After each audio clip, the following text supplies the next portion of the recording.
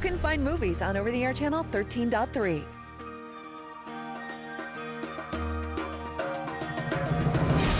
Movies. Our name says it all. Hi, I'm John Mallows. Welcome to this live edition of Connect with me on the showroom floor at Ventura TV on this day. Today we're talking about a business, the business of raisins, raisin growing here in the Central Valley. 436-ME-TV, option 11. Do call in. We'll talk to you and our guest in just a moment. Tonight I want to discuss the importance of the television medium to the American people.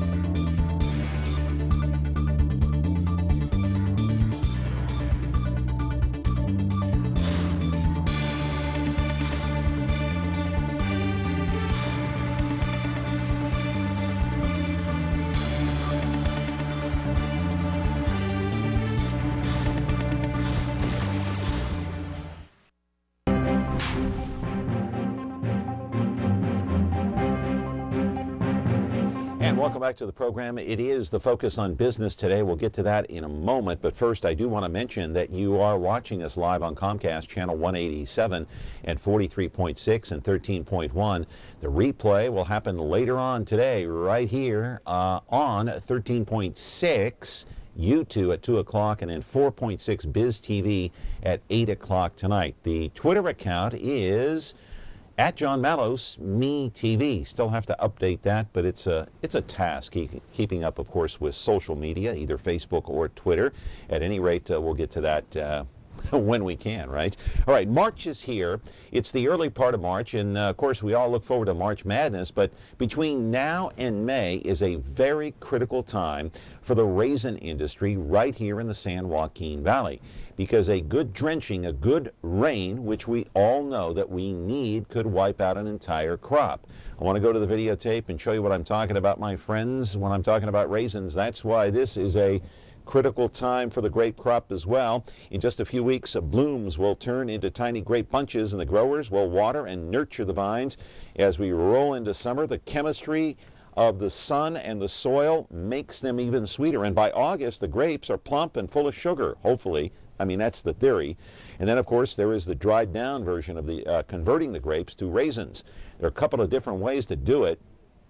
Using individual sheets, which is hand harvesting, or you can use the long rolls of paper, and then farmers will use machine harvesting to get the job done. Keep in mind, though, the raisin production here in the central San Joaquin Valley has dropped by nearly half the last 20 years. Do you hear that? It has dropped nearly half in production the last 20 years. We'll talk about that critical part on today's program. Live in our studio right now is Alan Kasparian. He is a grower who also works for 3 different packing companies, Delray, Carruthers, and Chuligian.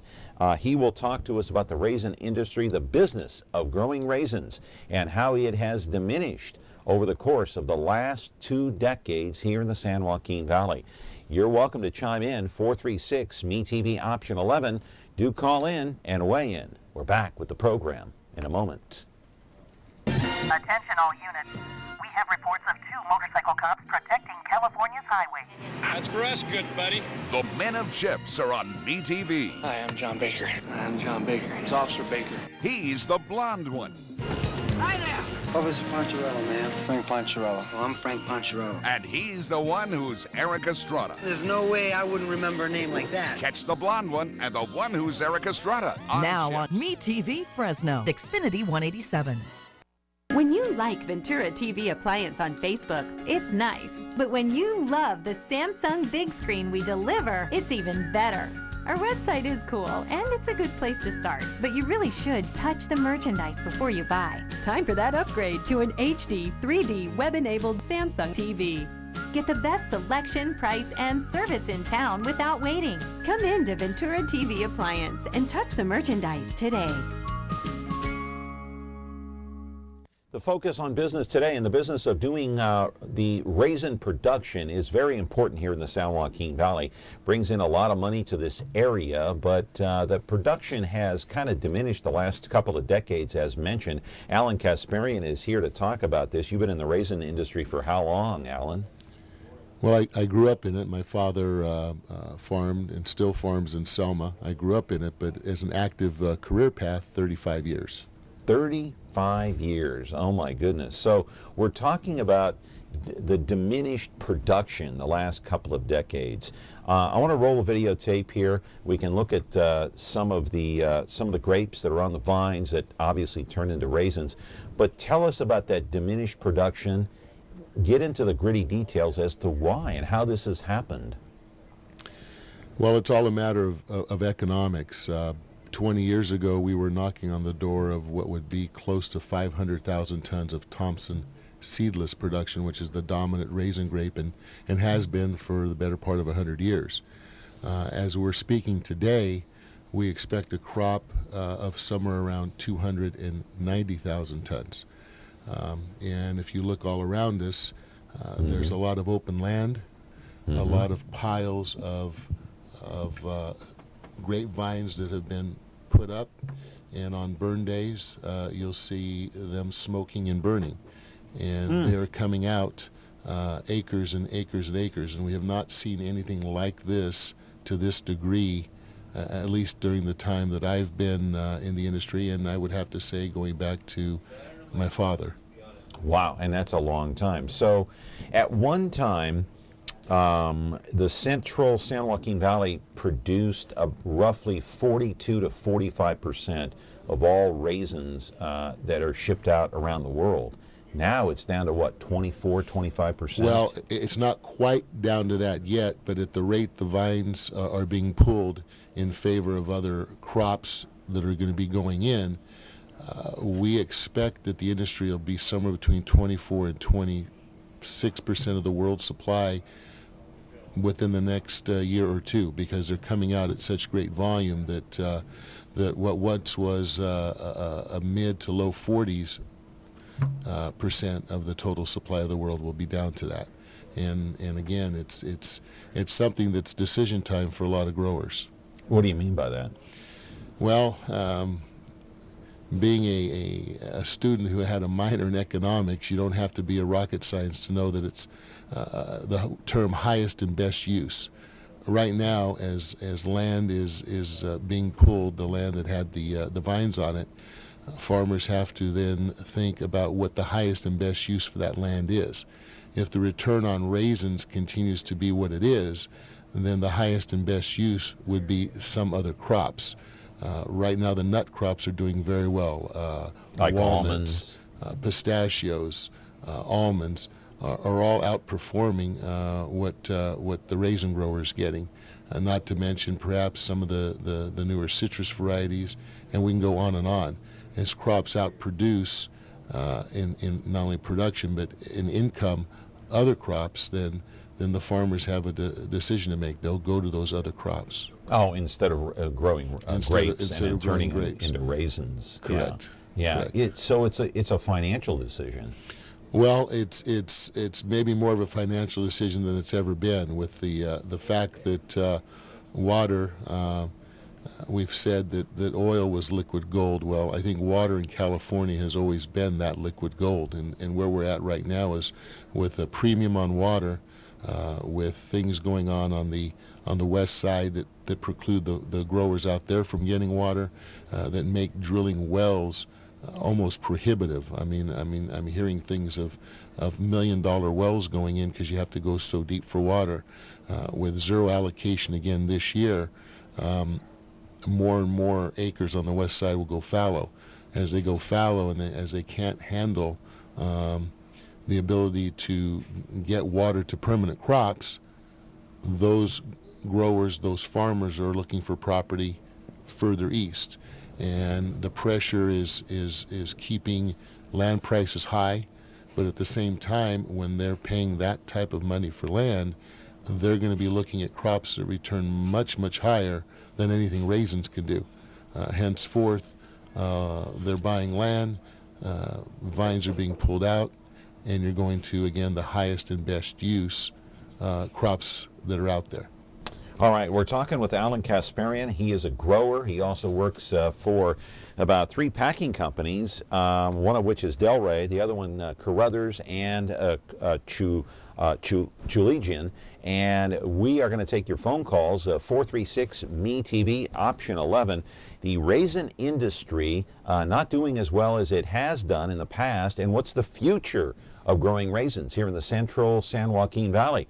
If you want to call in, it's 436-ME-TV, option 11. Retro TV, your home for classic television. The greatest shows in history are here for you to enjoy. Join Cosby and Colt as secret agent men in I Spy. Ride along the Ponderosa with the Cartwrights in Bonanza. Hit the beat with Joe Friday in Dragnet. And that's not all. Retro TV offers endless fun and excitement for the whole family to enjoy. Retro TV, the best in classic television. You can find Retro TV on over-the-air channel 13.4. It's almost time. Now we'll find out once and for all about Clark Kent and Superman. Look up in the sky. It's a bird. It's a plane.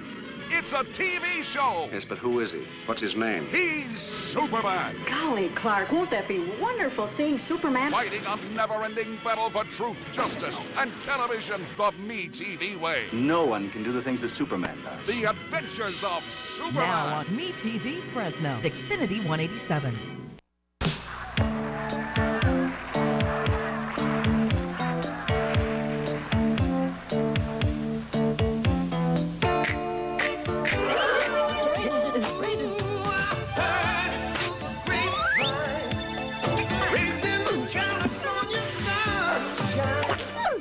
California raisins from the California vineyards.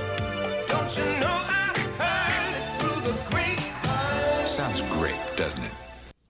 Of course, that commercial dating back to 1986, it was, boy, it made news around the state of California, and it was a controversial commercial, wasn't it, Alan? Well, I don't know that it was controversial in that to this day it's still talked about. It's still iconic. It won numerous awards for advertising. I guess the controversy at that time or shortly thereafter came in the fact that we had dancing raisins. It was cartoonish, and the craze was all that. There were people that went out and collected the figurines, plush toys, and everything. I've been a member of the Raisin Board for a very long time, in excess of 20 years, and I've also been on the marketing boards. And there was some concern that we were promoting things other than raisins, even though those were cartoonish raisins. Was that converting to people actually eating the raisins? Yeah. Caller, you're there? Caller? Hello? Yes. Yeah, Good morning. you're on the air. Go ahead. Okay, Alan, this is for Alan. I'm going to do a little dialogue. I'll try to make it short. You know, on the water canal that you used to get water to water the vineyards, is it less water they're sending you, and is the price higher to use that water? That's my first question. There's another question also. But that's my first question about canal water. Are they sending you, is it no water? Because I'm kind of in the dark on some of these issues, what they're talking about when you get no water or you get a little water or what percent. I'll listen, Alan. And my second question was groundwater. I know that's plan B, using groundwater if you don't get the canal water. But the canal water, I'm just curious how much you're getting and why you're not getting it. Explain to me and maybe the public also. And thank you, Alan. Okay. Thank you. Thank you. Thank you for the call. Well, I'm by no means a water expert. We supposedly have those in this state, though I would have to say over the last 30 years, I'm not exactly sure what they've been doing, because the same rhetoric has been occurring for 30 years that I've been active in, that we need storage and we need this and we need to raise some dams higher and we need to trap some of the water. And that same rhetoric has been going on for 30 years, and now we passed a bond, and and we're going to do the things that we've been talking about. So, again, I'm not the expert, but I'm a person who has heard the same thing over and over again. What about this canal water? What I will tell you is water law in the state of California is very complex.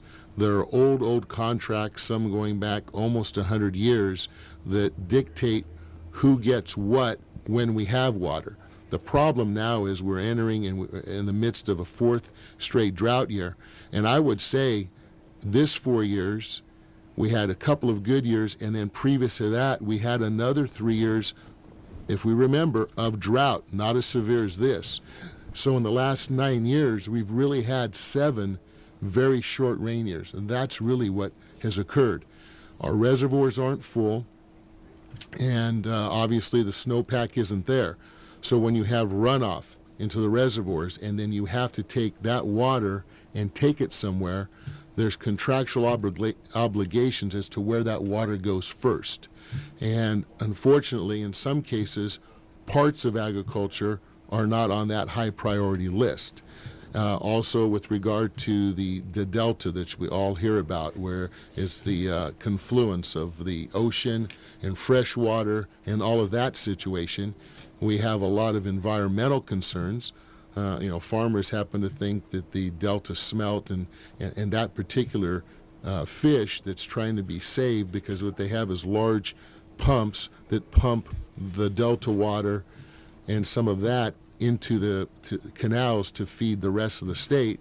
But at times they turn those pumps off. They're worried about the fish. There's a lot of things that go on that actually short water to the growers and actually to valley towns and valley cities, because this just isn't about agriculture. It's about getting water to Fresno and to parts of the outskirts, Orange Cove, Lemon Cove, Sanger, all the other areas that rely on water. So it's multifaceted.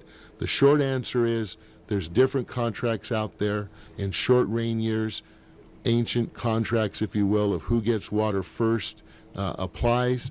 If there's really no water to put in the canal or no water to get to certain parts of agriculture, it may have to go to the cities first. Everybody, I hate to say it, starts fighting over water. So it's not a simple answer. You'll see water in canals. That doesn't mean it's going to farming. So it just really so depends. No canal water is being used this year. This year, where we have our zero allocation, I farm some in the Fresno Irrigation District. I'm assuming we may get 0, we may get 1 irrigation run, again, going back to those contracts. But is that water coming from the canals? Well, it's coming from a network of canals and water projects throughout the state that get you there. And it all emanates from the mountains and the snowpack, of which we really haven't had a lot of these last few years. But again, Fresno Irrigation District, when I was first farming in that district, we would get 4 to 5 runs or turns a year. Last year, 1 and a partial. The year before, 2, and this year maybe none. Again, that has to do with rights that were negotiated long before I was born, and they'll be here long after I'm gone. What about groundwater? Well, when you don't have the runoff from the mountains, you don't have enough water in the reservoir, you have some environmental mitigations that don't allow you to get full water allocations, then the next thing you have to do to keep crops alive or to grow any crop is start using the pumps and drawing from the groundwater table below. The problem again with that, you're vying for that same groundwater as cities are, pumping into their municipal system for populations. We're pumping to irrigate our crops, and as we pump, those underground aquifers and things of that nature draw down, and water's going deeper and deeper down, which means a lot of wells that people in the country, even some cities we've heard about with their wells drying up, and of course farmers with shallow wells, you have to go deeper. And again, it all emanates from recharging the system. It all emanates from rain. It all emanates from snowpack and percolating downward. We just haven't had it now almost for 4 years. All right. We're talking with Alan Kasparian, a grower, a raisin grower here in the central San Joaquin Valley. He's going to continue the conversation here. Why has the raisin industry sort of diminished the last 2 decades or so? That's the question here today. 436 MeTV option 11. Got an open line. If you want to call in, we welcome your calls. Call in, ask a question. We're back. Hey, before we go, let's play another one of those commercials. Remember this one. It was called Signed, Sealed, Delivered. Remember and listen.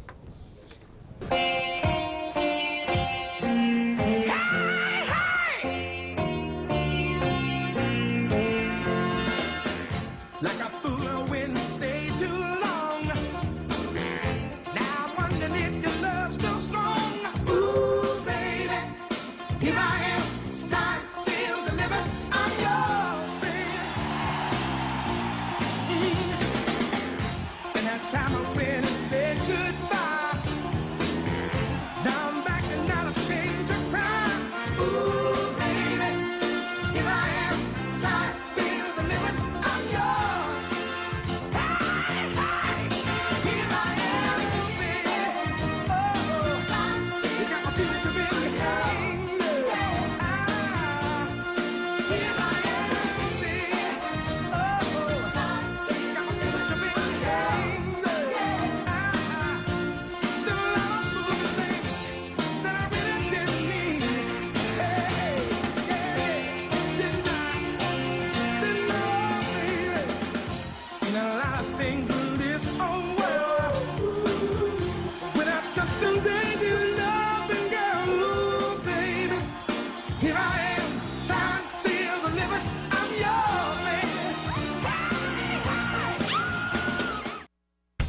Want to create something extraordinary?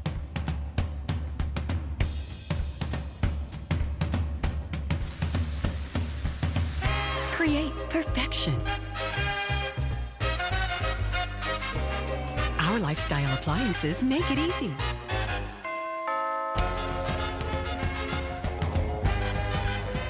KitchenAid, Ventura TV appliance, and you, when only the best will do. Back here on the program, so what do you use raisins for? Do you eat them? Do you put them in your cereal? Do you eat them for a snack? Do you like raisins? Remember all those raisin commercials from years past? They created a lot of fun and excitement, some controversy to a certain extent. Alan Kasparian is here. He's a raisin grower, has been for his entire life in the San Joaquin Valley. So the question is, I want to get to the bottom as to why the raisin industry has diminished so much, has gone so far down in the last 20 years. Is it the lack of water? What is it? Can you pinpoint it?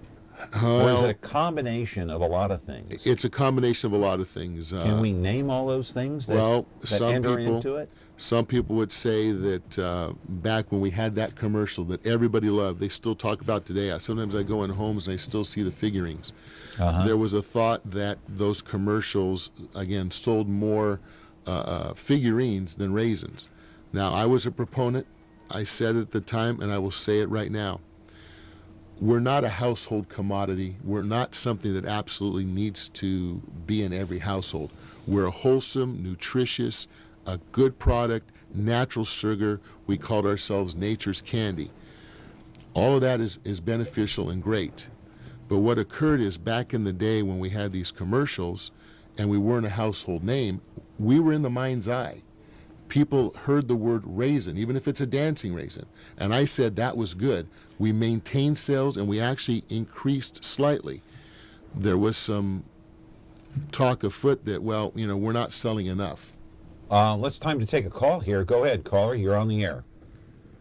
Yes, I could just say that I think the problem is the lack of water, and that the community should be constantly praying for water. And another thing, I just want to get off the subject for a minute, but about that guy from ISIS, the one that they got his ID and everything. How come they haven't shown his picture? We should talk about that sometime and make, stress him out more so he can, make a bad move or something. But anyway, the thing is that I think we should pray for water. That's all I got to say. Yeah, pray for water. But Well, we definitely have to do that.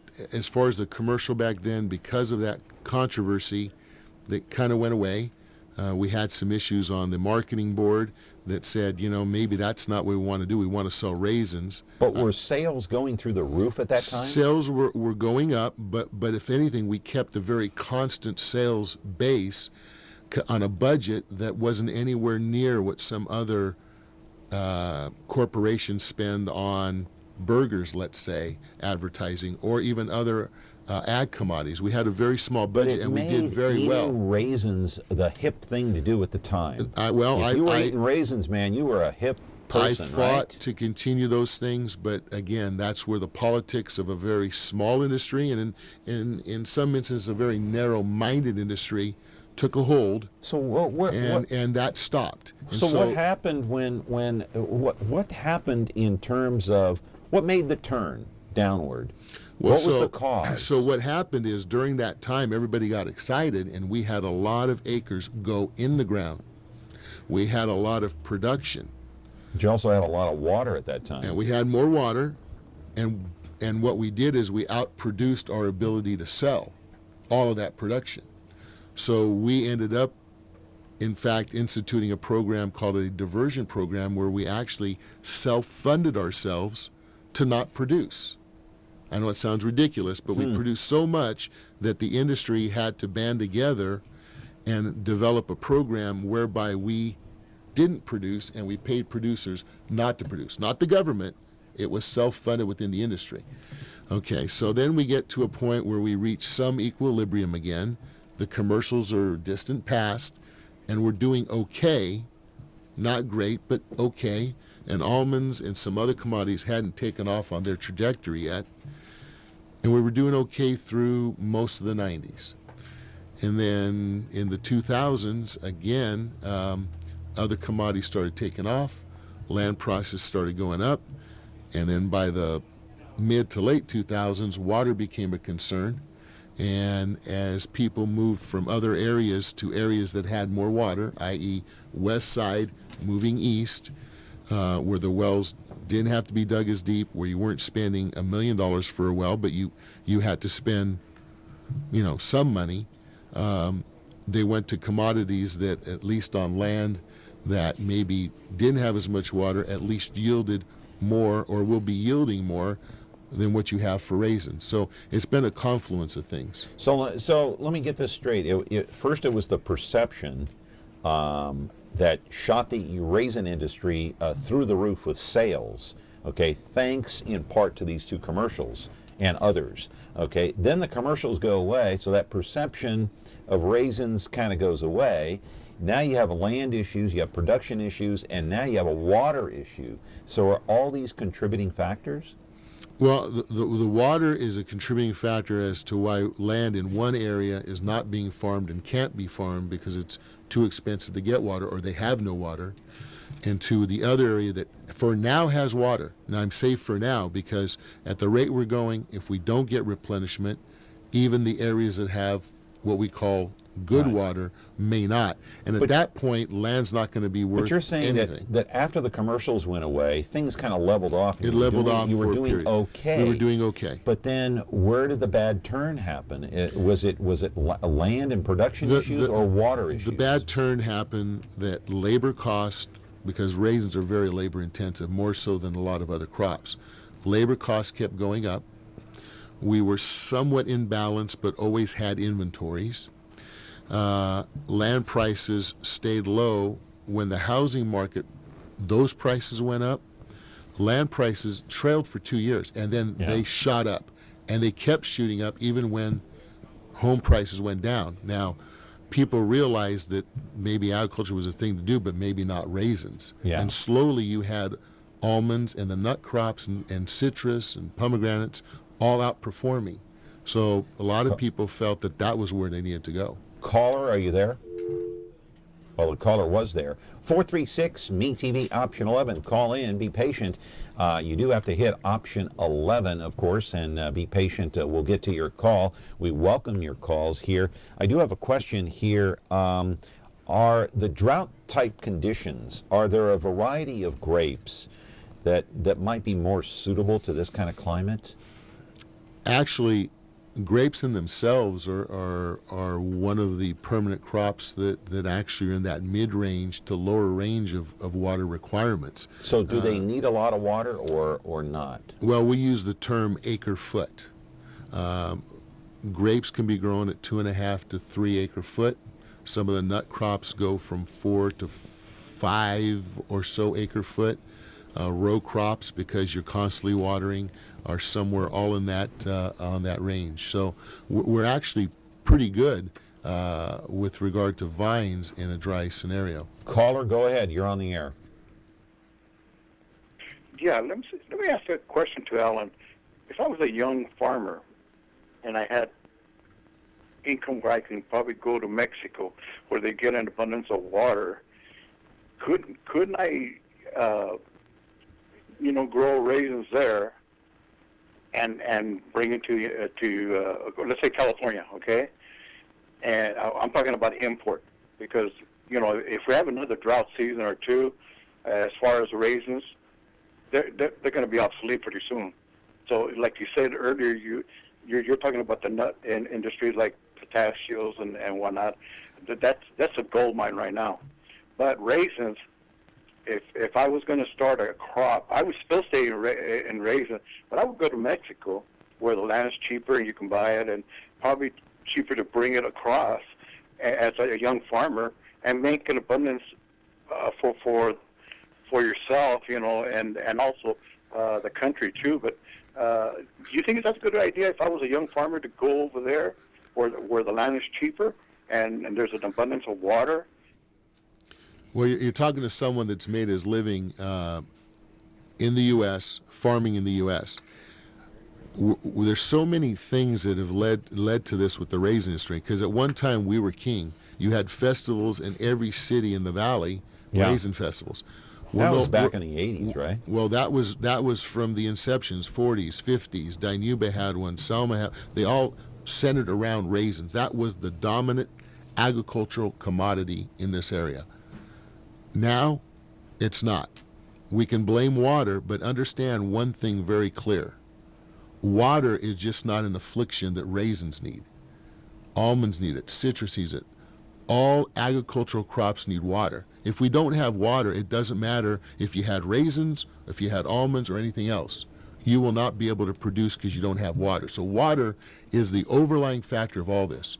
The main reason raisins today are being pulled out in droves, those vines, is strictly economics. If you do have limited water, go to a crop that's going to make you more than what you're making on raisins. And that's virtually every other crop there is. With relation to what this gentleman asked, Mexico is one of 13 other countries besides the U.S. that can grow raisins. So we compete on a global basis with Mexico, with Turkey, with Australia, with a lot of other countries. You can go down there, it's cheaper, but it is a foreign country. You don't know when the rules change.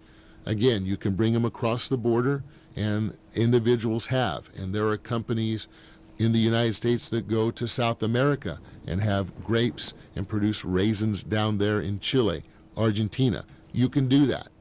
I'm a small grower. I don't have the means to teleport my operation to Mexico, nor do I know all the laws, rules, and regulations south of the border. I can get boned up on it, but again, I've made my life here. When we start abandoning agriculture here in favor of another country, we have given up our right to be self-sustainable. We have to be very aware of that as a government and as a nation, because history teaches us if you can't feed the people on your own merits, you will have some difficulty. All right. Caller, are you there? Yes, hi. I was wondering if farmers support the city of Fresno in building a water treatment plant that will utilize more surface water. Yeah.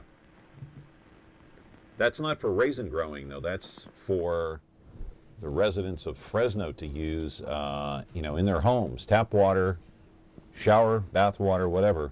It's not for raisin growing. Are you there, caller? Yes. Yeah. So what's your question? Yeah, I was wondering if farmers support the idea of the city of Fresno to build a surface water treatment plant to utilize more surface water, thus taking that surface water from farmers. Okay, thank you. I shouldn't say, I should correct myself, because much of that water that's controlled by FID, Fresno Irrigation, some of it goes to the city of Fresno, but some also goes to farmers. So I stand corrected. I just corrected my own statement. But the water treatment plant, farmers in general, are they in favor of it or not? I have to say that I'm not the water totally treatment plant on the east side. On the east side, is that for?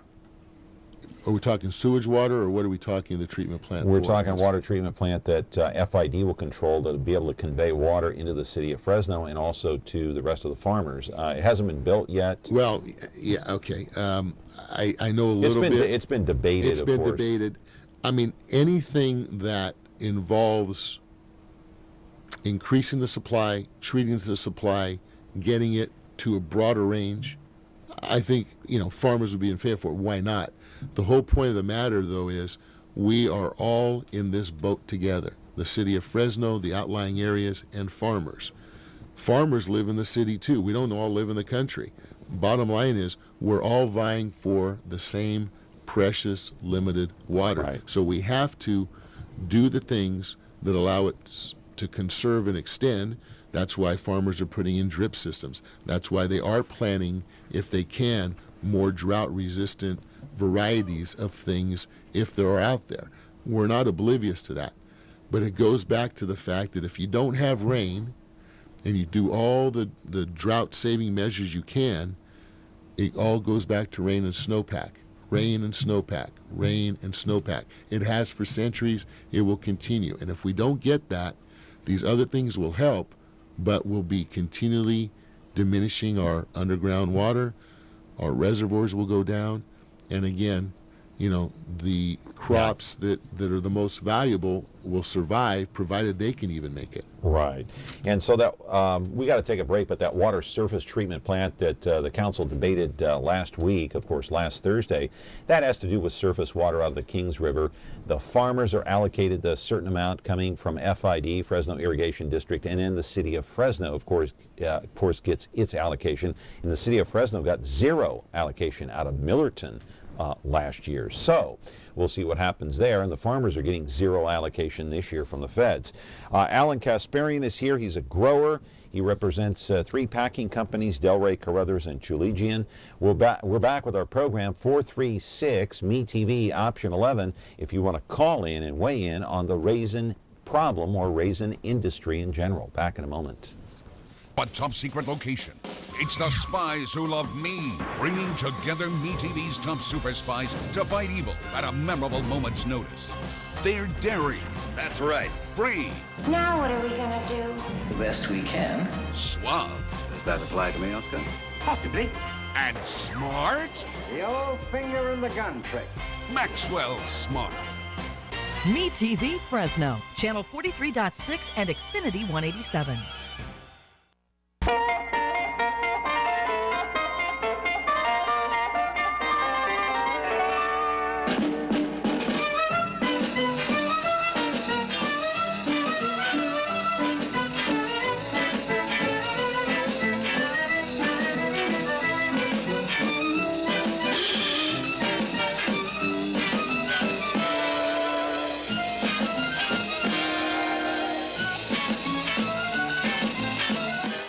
We're back here talking with Alan Kasparian. He's a grower, represents three packing companies, talking about the raisin industry. I do want to roll another piece of videotape. We're going to talk about production.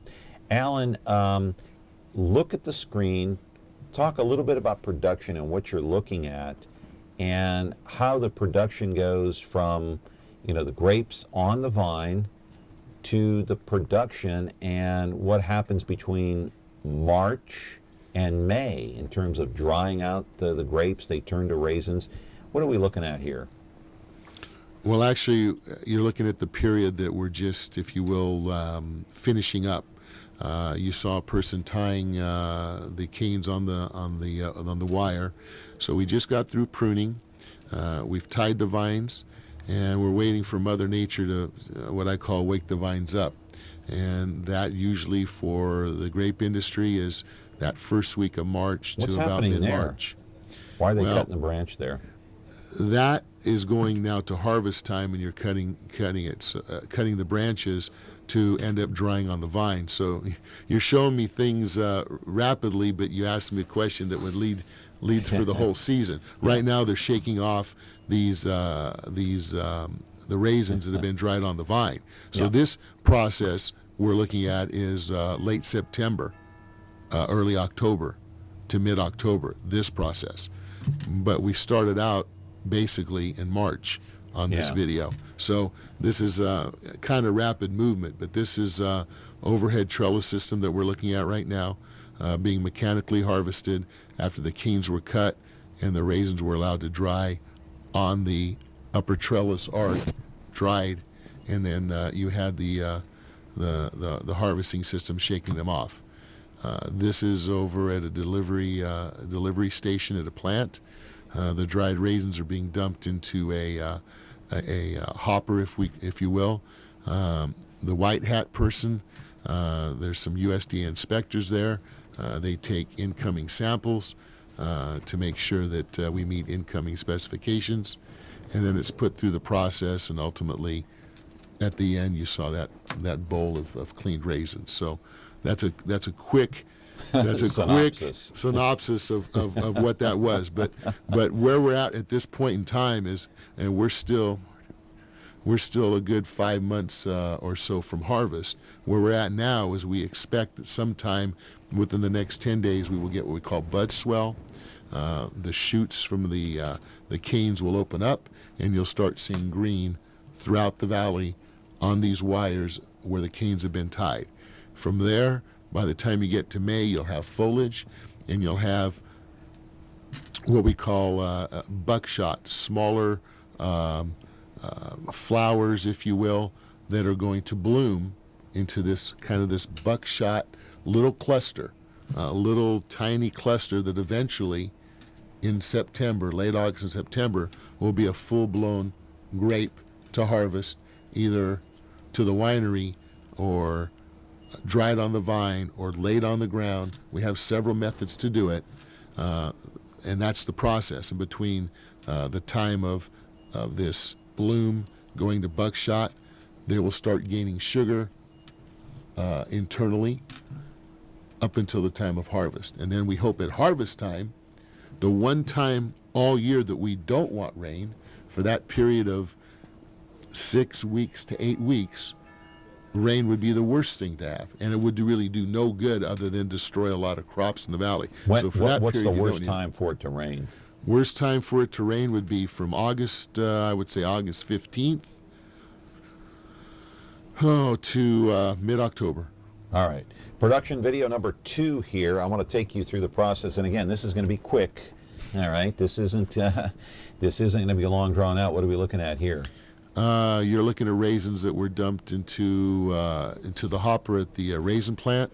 That's a metering wheel that meters them out onto either a conveyor belt or different screens.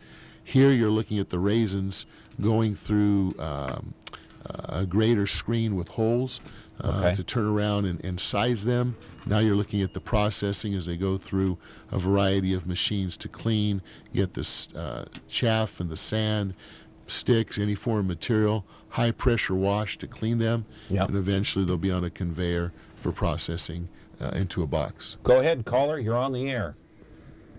Hi, I'd like to talk a little bit more about the surface water treatment plant that you were discussing a little earlier. Okay. And how that's going to impact growers and potential water supply. So my question or my statement is that if they build this plant and they develop that area at the same time and turn that agricultural land into residential development, how is that going to impact the underground water supply? Because right now, if I'm understanding this correctly, they want to use that treatment plant to help with the recharge. Yeah. But if that area grows, if that area grows, where's the net savings to, the underground water supply? Well, here's the way I understand it, and stay there, caller, because I want to bring you back into the conversation here for a moment.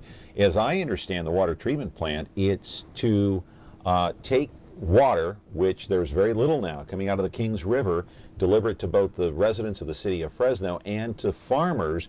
And the way the recharge system would work is that hopefully if it rains, we won't have to use as much groundwater because we're taking surface water out of the Kings River. But also there's this big debate. If you don't have the water, how are you going to convey that water to the residents and to the farmers? And secondly is there's this great debate coming from the other side, the opposition, mainly Doug Begum, is that water treatment plant, although the city will deny it, is being built for the 2035 plan, that growth out there on the east side, the sprawl to McCall, they call it. So you have all these factors coming into that water treatment plant. So caller, I'm not sure that we can answer that question right now because I don't think anybody knows. Would you agree to that? Well, I think everyone knows, but people don't want to talk about it. I mean, if you look at the city's plans, they want to grow that area. I mean, they have it in their sphere of influence, and they want to grow that area. Yeah. And as you also know, most of our projects in the city, if not all, pay for the last project. So we're in a constant development phase. We have to constantly grow to pay for the previous project. So I think that's what this is all about. It's it's the gorilla in the room, the 800-pound gorilla in the room. Where's that water going to go to? And once that turns into a developmental area where they're going to put developments into these houses and different things like that, we've lost that entire area to agriculture. I mean, that's the bottom line. And now you're going to have the ongoing conflict between agriculture and the needs that agriculture has and the needs of a growing city. And, it has not been debated. That issue has not been debated. Are you in favor of that water treatment plant? He would be. I am not in favor of that water treatment plant because I think there's other ways to accomplish the same goal. I'm more in favor of I'm more in favor of above ground storage or water banks. When it starts raining, the city of Fresno needs to have the ability to capture that water. I mean, Phoenix, Arizona is a good example of a city that has spent millions of dollars on underground storage. So when it does rain, the only way you could create a new water supply is you capture it. The Kings River, if I'm understanding it correctly, is predominantly for flood control. So there are, I think 3 or 4 years ago, they had flood releases, and that water did go out to the ocean. So my question is what has the city done in the last 30 years to capture that additional water to be able to use it during these types of times? Well, caller, the city hasn't done anything because the city does not have its own storage system of water like Phoenix or Los Angeles has its own water storage. So during drought times, they can rely on that. And that's been the big debate here in Fresno is we're putting the cart before the horse. I don't know. So just one last thing, caller. I mean, your question I don't think can be answered right now because there are too many factors involved, too many unanswered questions about how that water treatment plant is going to serve the farmers, how that water treatment plant is going to serve the city of Fresno, and what its relation is to the east side development, the sprawl to McCall. Am I correct? Well, that's a good point, and let me clarify something for you. You are correct. The city does not have storage behind Pine Flat. That's absolutely correct. However, I'm not talking about storage behind Pine Flat. I'm talking about a new and innovative way to collect water with underground water banks. Leaky Acres is a perfect example. That's over 30, 35 years old. And that's really the only recharge facility that the city of Fresno has. I am speaking about developing another Leaky Acres to store this water when it rains. And it's going to rain. If not, then we're all done. Right. Okay, so at some point it's going to rain. Exactly right. Okay, We don't have the ability to capture that water. Why? Because the city has not focused on water storage, a water storage system of its own. Go ahead and chime in here, Alan. Well, you're hitting the nail on the head. This entire state has not focused in the last 30 years on what it should. It's not just a Fresno City problem. It's just not a this area problem. It's a statewide problem. We've had rhetoric for 30 years. 30 years ago, these projects would have cost tens of millions. Now we're talking in the billions, and we're still talking. The bottom line is there could be some mitigation that and when I said earlier that I should have clarified, if there was some way that both can benefit, farming and the city and everybody that's and the environment, everybody that needs the water, uses the water, there could be a way. I do have a problem with additional sprawl. I do have a problem with adding more people to an area that doesn't have water. I mean, I think sometimes the M word, which is moratorium, is a bad word, but if you don't have the water, you can't just build it and the water will come. You better have the water storage capability, things you're talking about, but we haven't done that. We haven't been good stewards of that for the last 30 or more years. Yeah, and is it going to start now? I don't know. And the city doesn't have that storage, and that's been part of the debate and was part of the debate last Thursday night. Caller, thank you very much. Very perceptive of you. Thank you for calling in. Okay, we're going to take a time out here on Connect with Me on Me TV Fresno, talking about water, talking about growing raisins. 436 Me TV option 11. Still a few minutes left here on the program with Alan Kasparian. Taking care of laundry taking too much of your time? Have you become a missing mom? With a new fast, efficient washer and dryer from Ventura TV Video Appliance, you'll spend more of your day the way you want. Save now on Frigidaire's Advanced Affinity Laundry Pair. Let Frigidaire save you energy, water, and time. Don't spend your life on laundry. Upgrade today at Ventura TV Video Appliance and save. Back here on the program, Alan Kasparian is here. He's a raisin grower and talking about water here the last few minutes. The city of Fresno does not have a water storage plan. City of Fresno and farmers are not guaranteed any water coming from the feds. They're not guaranteed of any water. I just want to clarify that. And that has been the big debate between City Hall and Doug Vagum and all these other opponents. Remember, they got 41,000 valid no votes. I call them ballots, the mailers that were mailed out over the holiday season, Christmas and New Year's. So a lot of people oppose this water treatment plant out there. But what's the future? Well, we got another call here. Let's take the call first. Caller, go ahead. You're on the air. Yes. Good morning, John. I have a question. President Obama last year came and seen the devastation on the drought.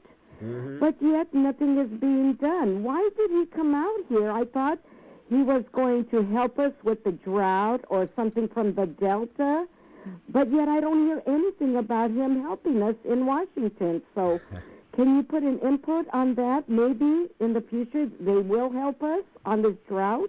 Okay, thank you. Well, as I recall, thank you very much for the call. Good perception, good call.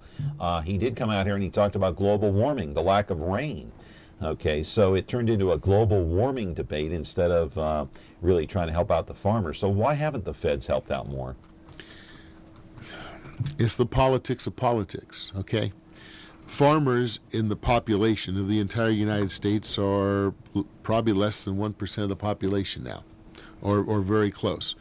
We don't have the political clout that the metropolitan areas or certain areas of the United States have.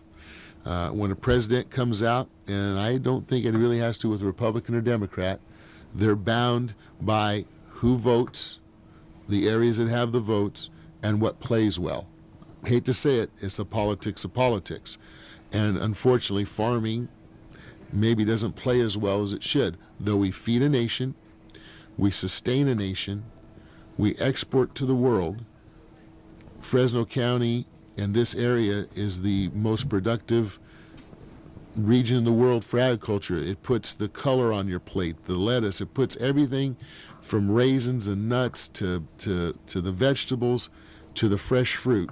And yet the federal government won't step in to help. Because it's all about votes. It's all about keeping people in office. It's all about what plays to the crowd. Now, we're fighting an uphill battle. We always will. Unfortunately, today has turned into more about water, and the raisin industry is not shrinking because of that. It's shrinking because it's economically not competitive with other commodities at this time. Such as almonds, pistachios, walnuts. Heck, you could even have pecans thrown into the mix, or some pomegranate varieties, or some citrus varieties. What will it take? Water just complicates the issue. It complicates the issue of the raisin industry, but it's not the reason why. Now, if you want to talk solely water, we're all in a lot of trouble if Mother Nature and the skies don't open up over the next few years. If it doesn't, all these facilities that should have been built 30 years ago that would have made this time better, to try to be built now, it's going to capture what? What we don't have. So rain and water from the sky, from Mother Nature, is key. All right, caller, short on time, but go ahead. What's your question? Hello, Alan. Yeah, go ahead. You're on the air. I used to manage Mordecai River Ranch, and we used to have 18 pumps, huge. They were 14 inches in diameter. And I managed that place for about 6 years. At that time, we're talking about 1958, the water was flowing out, a pipe full of water with a strong current coming out. Okay. By the time I left, say 6 years afterwards, all the pumps were about halfway, producing 0.5% of the water, pointing to a fact that back then we were already having a water shortage, or go deeper, and it costs us a lot of money to build a big pump like those. Okay, we'll have to hurry it up here because we're short on time. What's your question, please? So we need water. We need rainwater. Okay. All right, thank you very much. But you just said this isn't about water in terms of raisins. It's about economic competition against other crops. That's the problem with raisins. And how do you get that competitive edge back? Well, right now, let's take almonds for example, since that seems to be the most favored child these days. Almonds are 80 to 82% of the entire world supply comes from California. Okay. We're going to diminish down to maybe 24%. We don't have the cards on the table anymore. Almonds do. Almonds are mechanically harvested. They require much less labor. Economically, they're more feasible. Raisins, I don't know. I think what you're going to do is you're going to have a diminished raisin industry. We're going to sell at a lower level. Raisins won't go away, but hopefully those of us left, it'll be slightly more profitable, and that's where we'll be. Got about a minute left. Look at the graphic up there. 20 years ago, supplied 42% of the world. Raisins did. Now, over the next couple of years, we touched on this in the beginning, 24 to 26% of that supply will go around the world. So that's quite a drop. But those of us still in it will hopefully be slightly more profitable. Right. And that's where it's going to stay as these other commodities have gobbled up the land. And again, really none of this matters if you don't have water. If we don't have water. I know. But if we do have the water, let's assume we're going to get it. We have another call, but we can't take it because we're out of time. I'm sorry. But you can call in tomorrow on tomorrow's program. Anyway, Alan, we're out of time, sadly. But wish we could talk about this more, but thanks for coming in. Oh, maybe another day if they want to go round two. You never know. Okay, we'll go round two with you. Okay. Thanks for coming in. I appreciate it. Alan Kasparian, a raisin grower here in the San Joaquin Valley. That's going to do it for us. We're out of time. Back tomorrow with another program coming your way. Connect with me on Me TV Fresno. Have a good day. Stay put.